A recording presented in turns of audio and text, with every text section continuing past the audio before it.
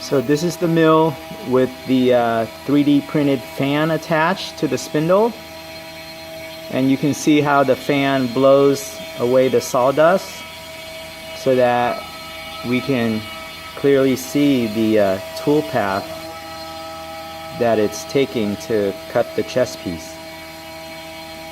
Awesome.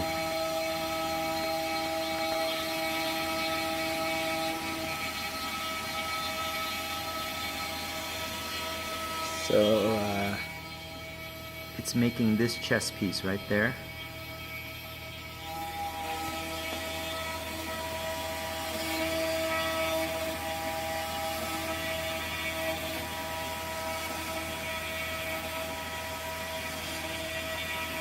This CNC mill is one of many tools that we have in the Unite program for students to use on their projects.